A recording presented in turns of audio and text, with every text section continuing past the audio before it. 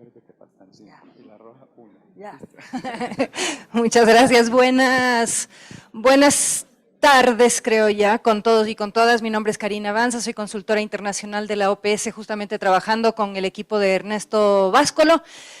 Y además, pues, ex ministra de Salud del Ecuador, tuve el honor de ser ministra 4 años del gobierno de Rafael Correa, y además directora del Instituto, exdirectora del Instituto Suramericano de Gobierno en Salud de UNASUR. Si me ayudan con la presentación, buenísimo, muchas gracias.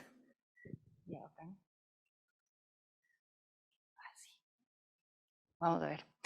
Bien, entonces yo les voy a comentar un poco sobre lo que son las capacidades de los gobiernos que nosotros consideramos importantísimas, ¿no? Y voy a hacerles una profundización sobre algo que ya Ernesto comenzó a compartir, sobre las funciones esenciales de salud pública renovadas, y voy a comentarles un poquito la historia también de cómo han ido evolucionando estas funciones esenciales, además de su relación con lo que son sistemas, el desempeño de los sistemas de salud.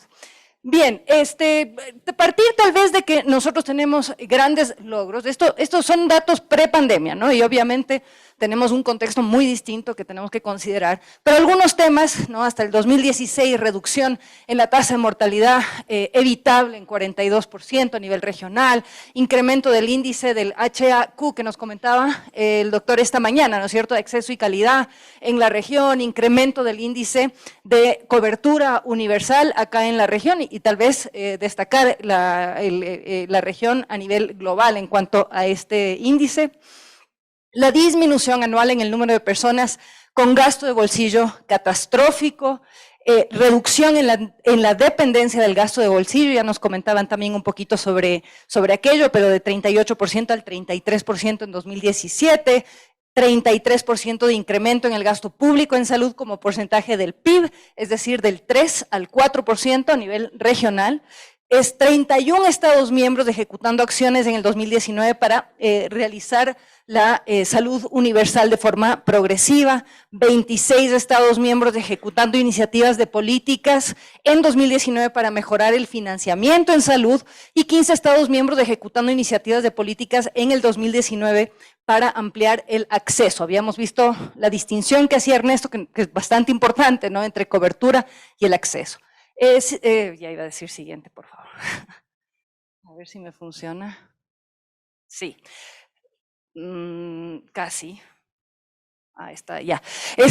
Ahora, desafíos. Nuevamente, prepandemia. Tenemos desafíos ahora. Tal vez algunos de estos se han profundizado. 1.7 millones de muertes que no deberían haber ocurrido si es que hubieran habido servicios accesibles y de calidad. La brecha entre subregiones en este índice que les hablaba el doctor esta mañana, de acceso y calidad, hay inequidad, digamos, a nivel regional. 27% el porcentaje estimado de la población que no busca atención adecuada cuando la necesita por distintas barreras de acceso. Esto varía entre países, esto es todo a nivel regional. 7.8% la brecha absoluta entre el 20% más pobre y el 20% más rico de la población en cuanto a cómo es su experiencia en esas barreras de acceso. 40% de la población aproximadamente, las personas que no buscan atención apropiada por barreras institucionales, es decir, financieras, de acomodación, disponibilidad, geográficas. Un 57.9% de la población que no busca atención apropiada por razones personales y culturales, es decir, creencias, lenguaje, preferencias, percepción de salud, ¿no?, su experiencia en los servicios. 11% de la población en 2015 con gastos catastróficos en salud, 2.2% estimado de la población que se empobrecieron por el gasto de bolsillo con respecto al umbral de pobreza del 60% del consumo per cápita. Esto como un antecedente. En el marco de esto se establece, digamos, este trabajo que les voy a compartir sobre las funciones esenciales de salud pública. Algunos desafíos importantes en la región de las Américas: la carga de enfermedad, ¿no es cierto?, enfermedades infecciosas, no comunicables, accidentes, salud mental y violencia, la complejidad política que no podemos dejar de lado, sin duda, ¿no?, crisis de representación y legitimidad de las instituciones políticas, crisis de gobernabilidad, fragilidad de los mecanismos regionales y subregionales. Hay otra salud global, evidentemente. Debilidad en la rectoría y gobernanza, ya escuchamos a Ernesto, pero sistemas segmentados, fragmentados, yo creo que eso es algo que escuchamos tan frecuentemente y que ha sido priorizado a nivel regional. Restricción fiscal, nuevas tecnologías, pero mayores costos, y ahí remitirnos nuevamente a lo que nos comentaban esta mañana, ¿no? La importancia de la evaluación de tecnologías sanitarias. Inequidad como una problemática que tenemos a nivel regional de forma importante en cuanto a resultados de salud, como puede ser la expectativa de vida, mortalidad materna, mortalidad infantil, etcétera, etcétera, y el acceso a servicios y sistemas de salud.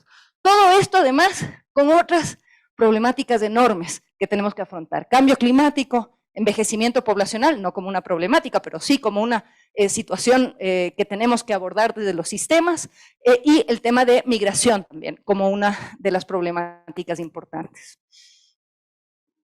No voy a entrar mucho en esto, nos comentó un poco Ernesto y lo va a comentar también Natalia Houghton, que va a seguir, pero el tema de la importancia de la rectoría, barreras de acceso, aquí vemos algo que ya vamos a ver con mayor detalle, las diferencias en cuanto a quintiles y las barreras que enfrentan, la gobernabilidad, migración, etcétera, ¿no? Ahora quisiera hablarles un poco de cómo ha sido la evolución de las funciones esenciales de salud pública, ¿no? Comenzando en 1988, el Instituto de Medicina de Estados Unidos, que propone algo en cuanto a qué debe hacer la sociedad para poder garantizar las condiciones de salud de la sociedad. El CDC en los 90 establece o lanza, digamos, las funciones esenciales de salud pública, la primera experiencia. En la década de los 2000, tanto la OMS también participa de esto y tiene una propuesta en cuanto a un listado de funciones esenciales, las distintas regiones a nivel global. En el caso de las Américas, la OPS presenta, frente a las reformas de salud, una propuesta también en cuanto a funciones esenciales, pensando también ya, planteando esta importancia de la rectoría. En el 2014, esta estrategia de salud universal, yo en ese entonces pues fui parte de esa reunión, digamos, de Estados miembros para poder abordar esto, y algo importantísimo es que aquí no solamente se abordó la cobertura universal, ¿no?, que es algo que plantea fuertemente OMS también, sino que a nivel regional se enfatizó la importancia de abordar también el acceso. No es solamente un tema financiero, no es la única prioridad. Tenemos una problemática muy compleja a nivel regional que debe abordarse también. Y como nos mostró pues Ernesto, puedes incrementar cobertura y sin incrementar acceso. Entonces tenemos que enfocarnos en esas otras dimensiones también.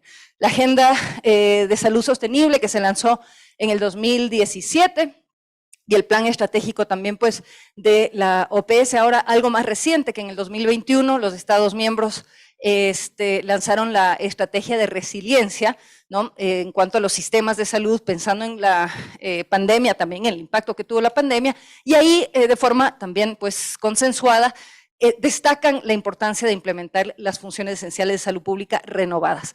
¿Por qué renovadas? Ahora les voy a comentar un poquito sobre esos detalles.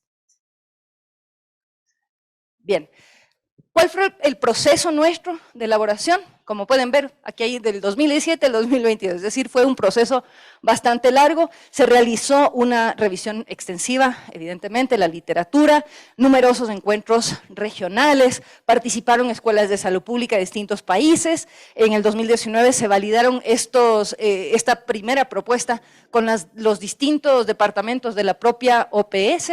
Se publicó el documento finalmente en el año 2020 y desde el 2021 se comenzó a validar e implementar en los países. Hoy por hoy nosotros estamos ya realizando una implementación del ejercicio de evaluación y fortalecimiento de las funciones esenciales de salud pública en varios países de la región. Ya les voy a comentar también un poco el detalle de aquello. ¿Quiénes fueron los que participaron, digamos? Fue un proceso bastante participativo, intersectorial, 32 instituciones académicas de 17 países, más de 200 expertos y expertas, 4 años de discusión para poder lograr un consenso. Participaron Ministerio de Salud, evidentemente, los distintos departamentos de la OPS y expertos académicos. Y entonces, ¿qué es lo que se plantea, no? Algunos de los procesos y productos de este nuevo marco conceptual que se propone con las funciones esenciales renovadas, propone reconfigurar, ¿no? Y hay algunos elementos a destacar, entre ellos, por ejemplo, el enfoque en la rectoría, el rol de los estados como esencial. Se sustenta en derechos, valores y pilares, el derecho a la salud, por ejemplo, como algo que hace algunos años no se lograba consensos alrededor de eso. Me parece que fue en el 2014 que por primera vez los Estados miembros a nivel regional en una resolución de la OPS hablan acerca del derecho a la salud. Así que no es menor, pese a que obviamente nosotros pues es algo con lo que trabajamos todos los días, ¿no? Nos basamos en eso, pero no es menor. Propone es abordar las funciones esenciales de salud pública a través del ciclo de políticas, es decir, evaluación, el desarrollo de políticas, la asignación de recursos y el acceso. Esa es otra de las novedades, digamos, de estas funciones esenciales. Y conduce a la posibilidad de una medición, ¿no? ¿Cuáles son los estándares que se cumplen? No se cumplen en los distintos países, evidentemente con contextos distintos y evidentemente con la capacidad también de analizarlo desde un contexto particular, pero poder medir aquello y elaborar un plan de acción. ¿Cómo lograr una hoja de ruta para cumplir aquellos estándares importantes? Ernesto ya lo dijo, nos basamos, ¿no es cierto?, en esta concepción de lo que es la salud pública, pero enfatizo tal vez nuevamente el tema de capacidades, ¿no? Las funciones esenciales de salud pública como las capacidades del Estado y de la sociedad para poder lograr los objetivos en salud. Una de las novedades también que tenemos es que no es solamente el Ministerio de Salud Pública, sí la rectoría de la autoridad sanitaria, del gobierno, del Estado, digamos, pero la importancia cada vez más de poder lograr una articulación intersectorial y por ende, pues, las funciones esenciales permiten también ver dónde caen las responsabilidades en cuanto al desarrollo de las funciones esenciales. Si no es el Ministerio de Salud Pública, ¿dónde es? ¿Y cuáles son esos relacionamientos para poder lograr incidir sobre esos actores externos, tal vez, para poder lograr que se desarrollen adecuadamente las funciones? Estos son los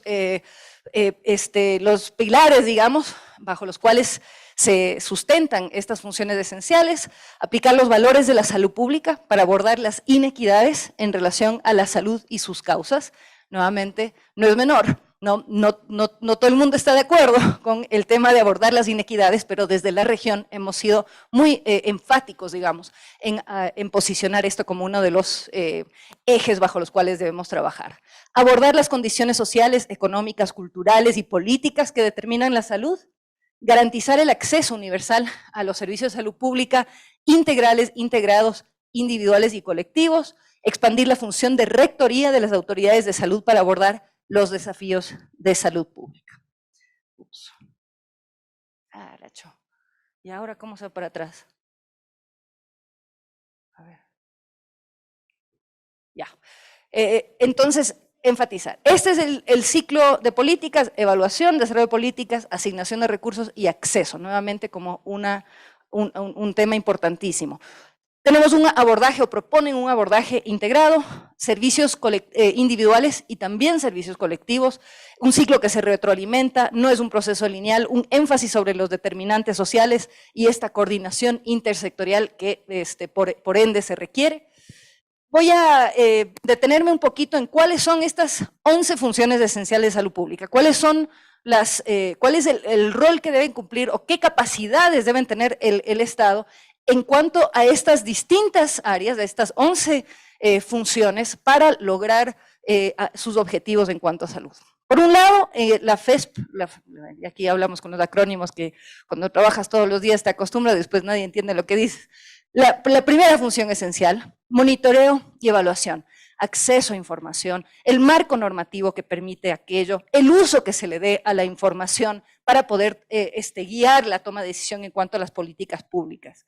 La función esencial número 2, vigilancia, control y gestión de riesgos, ¿no? Capacidad de vigilancia, tema de riesgos que para nosotros es algo fundamental. Obviamente, vigilancia, no entro en detalle, pero solamente pensar en lo que hemos atravesado en estos últimos años con la pandemia, pues se destaca el rol que tenemos o la importancia que debe tener la vigilancia dentro de los sistemas de salud. La tercera función esencial es la investigación y gestión del conocimiento. Lo escuchábamos al doctor Macinco, por ejemplo, decir, ¿por qué tenemos tantos estudios en Brasil? No es por algo en particular, más allá de que hay mucha data, se hace pública la información y por ende eso permite que se haga investigación adecuada. Generar, por ejemplo, un plan nacional de investigación en salud. ¿Cuál es el rol del Ministerio de Salud frente a las decisiones que toma el Estado, el país, en cuanto a las prioridades de investigación? Ese tipo de estándares, digamos, están contenidos acá.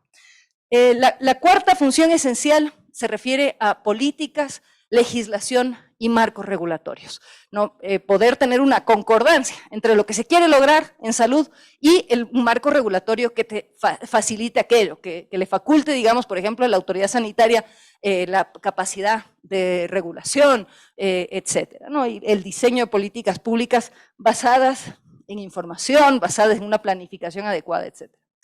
Participación y movilización social. Y tal vez me detengo ahí por la importancia de aquellos. Muchas veces hablamos de los cambios en salud, la sostenibilidad en los cambios en salud basada en la parte financiera. Claro que sí, la sostenibilidad financiera es importantísima, pero si es que no hay una apropiación del derecho, si es que no hay una movilización social alrededor de cumplir con ese derecho, tampoco es sostenible los cambios, ¿no? La función esencial número 6, desarrollo de recursos humanos. Las 7, medicamentos y otras tecnologías en salud, todas estas, como digo, con estándares asociados. Financiamiento en salud, la 8. Aquí pasamos a lo que es acceso a servicios integrales y de calidad, pero también intervenciones sobre los factores contextuales de la salud y finalmente la función esencial 11, el abordaje de los determinantes sociales de la salud.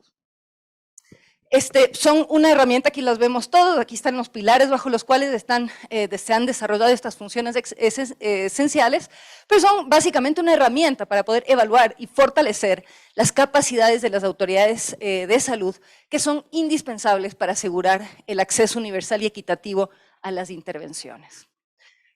Algunas de las fortalezas entonces, la relevancia del fortalecimiento de la rectoría y la gobernanza, la alineación con los mandatos centrales que tenemos como Organización Panamericana de la Salud con los Objetivos de Desarrollo Sostenible y la Salud Universal, la coherencia conceptual integrando las definiciones de salud pública y de las funciones esenciales, las FESP como ciclo de políticas, la identificación de intervenciones de salud que deben garantizarse para lograr el acceso, el abordaje integrado de los servicios individuales con los colectivos, abordaje intersectorial en forma transversal, determinantes sociales, un nuevo modelo de evaluación, participación activa de la sociedad y finalmente la posibilidad de tener un plan de acción. ¿Qué hacemos al respecto? O sea, hacemos un diagnóstico y ¿qué hacemos?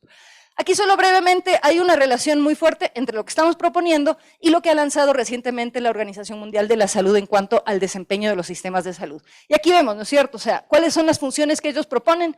Recursos, esto está en inglés, vamos a tener hasta diciembre ya traducido este importante documento. Provisión de servicios, híjoletes, no veo, financiamiento y gobernanza como las funciones para lograr, digamos, medir el desempeño de los sistemas de salud, lograr un buen desempeño, estas impactando los objetivos intermedios, entre ellos acceso y calidad, estos a su vez impactando objetivos finales como son el que sea los sistemas centrados en las personas, el mejoramiento de los indicadores de salud, etcétera, y pues estos relacionados a los objetivos sociales más allá, ¿no? Desarrollo económico, cohesión social, bienestar, etcétera. Tengo creo que 2 minutos, pero quería compartirles cuál es el proceso del ejercicio que nosotros hacemos, ¿no? Organizar la evaluación, el análisis de situación y mapeo institucional importantísimo. ¿Cuáles son los actores que tienen que ver con las distintas funciones y cuál es el relacionamiento que tiene la autoridad sanitaria con esos actores? La medición de capacidades institucionales, es decir, cuál es el cumplimiento, el grado de cumplimiento de los estándares que se han definido y el análisis de las brechas que puedan surgir de aquello para elaborar un plan de acción y ojalá, además, incidir sobre los instrumentos de planificación de los distintos países. Esto aquí voy a pasar porque va a compartir Natalia, aquí un poco sobre el mapeo institucional. Aquí se identificaron 146 actores relacionados a las distintas funciones esenciales en uno de los países y pues nos permite ver a qué corresponden, ¿no? Si son del Ministerio de Salud Pública, Seguridad Social, ¿no? Parte de los actores de la descentralización, en este caso no tienen descentralización en salud, pero en algunos países, en muchos de nuestra región sí, intersectorialidad, etcétera. Y pues el grado de alineación de los actores a los objetivos de salud, así como la capacidad de influencia que pueda tener la autoridad sobre aquellos actores, porque hay que lograr la viabilidad para que se ejecuten las acciones necesarias para el desarrollo de las FESP. Brevemente, estos son cada una de las FESP. Tenemos estándares asociados a la capacidad formal, es decir, marco normativo, lo que regula, digamos, la capacidad estructural, el relacionamiento entre las distintas instancias, ¿no? Los mecanismos, digamos, de relacionamiento, la capacidad de supervisión y la capacidad de desempeño. Y volviendo, ¿no? Nos permite básicamente levantar, decir, bueno, en estas distintas capacidades, para cada una de las funciones, ¿cuál es el grado de cumplimiento? Aquí un ejemplo en cuanto al FESP, a recursos humanos, medicamentos, financiamiento, básicamente en qué medida se cumplió con los estándares, ¿no? Nos permite ver dónde están los mayores desafíos. Aquí, por ejemplo, en recursos humanos, en capacidad de supervisión, en la parte de financiamiento, en la capacidad formal, tal vez el marco regulatorio que no permite, digamos, un cumplimiento de esos estándares, un plan de acción que nosotros elaboramos, donde enfatizo, ¿no? Aquí, para lograr el plan de acción, no solamente son las acciones de la propia autoridad sanitaria, sino lograr la viabilidad en cuanto al relacionamiento con los demás actores. Y aquí, básicamente, la última lámina, cómo estamos a nivel regional implementando esto, ¿no? Entonces, en Caribe, Centroamérica, en Sudamérica, distintos grados de aplicación, digamos, de esta metodología, de este ejercicio de evaluación y fortalecimiento de las funciones esenciales. Muchísimas gracias.